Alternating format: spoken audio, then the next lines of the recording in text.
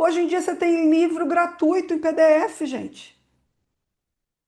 Entendeu? Então, esse excesso de informações, esse excesso de sonhos sem plantio, porque cada coisa, na minha época, cada coisa que se fazia tinha um plantio. Aquilo, um livro daria muito resultado na minha vida, entendeu? Daria muita fundamentação, né? Que o que estrutura algo é o que fundamenta. Tem que ter fundamento, né? Senão é só fantasia, não tem fundamento.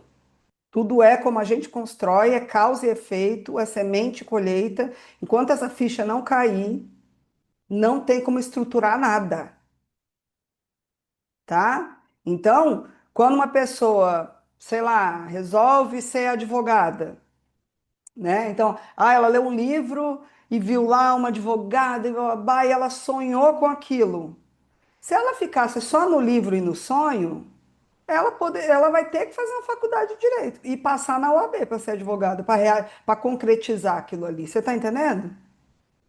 Então, a gente tem que diferenciar esses sonhos de Alice, essas fantasias que veio do mundo da internet. Foi uma das coisas que a globalização trouxe demais, né? O excesso. Na minha época que eu fazia direito, por exemplo, foi muito tempo. Eu tive 2 anos de filosofia, um só de filosofia lógica, era obrigatório, era anual a faculdade. Era totalmente diferente. Eu fui a última turma desse esquema, que aí mudou. Aí foi em 98 que eu me formei. Eu fui a última turma que teve esses privilégios, assim, do direito ser mais voltado para filosofia, para como era antes. Aí depois a coisa entrou numa outra pegada. Entendeu? Então a gente estudava muito, tinha latim, tinha português, tinha 2 anos de redação, a gente fazia muita redação, redação, redação, redação, porque a redação melhora a sua capacidade de pensar, seu ordenamento de pensamentos, né? Então, aquela época era constituída de uma outra forma, com mais fundamentação e menos rolagem de dinheiro, entendeu? Então você realmente tinha. E para você ter uma coleção de livros, por exemplo, eu, quando entrava no início da faculdade, no início do ano, os professores já passavam as coleções. Ali, 90% da sala tirava xerox daqueles que compravam as coleções. Só os ricos compravam essas coleções. Eu lembro que a gente viajava para uma cidade maior para ir numa livraria e levava a lista desse tamanho. Graças a Deus eu nasci numa família que teve condições disso. Meu pai já ia comigo, eu, meu pai, minha mãe, ia todo mundo. Ia lá e já botava a lista, já saía com toda a coleção antes de começar a faculdade. Eu já tinha coleção em casa, né? E aí a maioria das pessoas iam tirando xerox, pegava livro emprestado. Hoje em dia você tem livro gratuito em PDF, gente.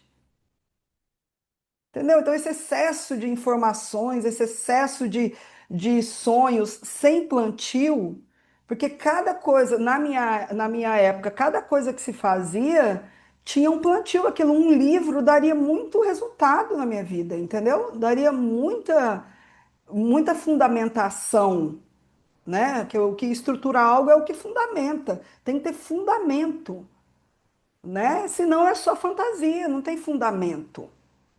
Então, o que a gente tem que entender da identidade, que não é só pegar um papel e escrever características, valores e objetivos e relacionar isso a um arquétipo ou criar um arquétipo novo. Pode criar um arquétipo. Quantas pessoas vão criando o arquétipo de personal? Existiu, foi criado há um tempo atrás, aí antes não tinha personal. Então, hoje tem. Hoje, quem quiser fazer uma identidade baseada no arquétipo de personal, pode fazer, porque agora tem, não é? Então, tudo tem pessoas que vão implementando arquétipos, tem grandes ideias e vão implementando arquétipos, né? E tem pessoas como Elon Musk, que vai implementando vários arquétipos. Vocês viram ontem que teve um show na China com dançarinos robôs, que dançaram melhor do que os dançarinos profissionais?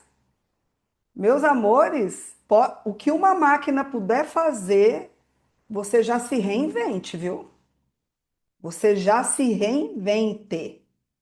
Que uma máquina puder fazer, inclusive as máquinas que tem lá, do Health, que a gente falou, como era o nome? Como é o nome da máquina que tem na China também? Lá tem mais de 500 máquinas já, que você senta, tem um tubo assim que te lê tua vibração, ele compara coisas de resultado e não sei o que, você paga US$ 4. E ele responde qual doença você pode ter, o que você precisa suplementar, o protocolo de cura por US$ 4. Aí você só passa por um médico-chefe para ele analisar se você precisa ir direto para a cirurgia ou se ele te indica para algum hospital. Vocês estão entendendo que médico vai ter que fazer outra coisa da vida, né? Vai ter que inventar outra coisa. Deixa eu ligar o negócio aqui. Vai ter que inventar outra coisa. Então, aquilo que máquina puder fazer, ou você tem que ser fora da curva na era de aquário, fora, completamente fora da curva, ou você vai ser engolido.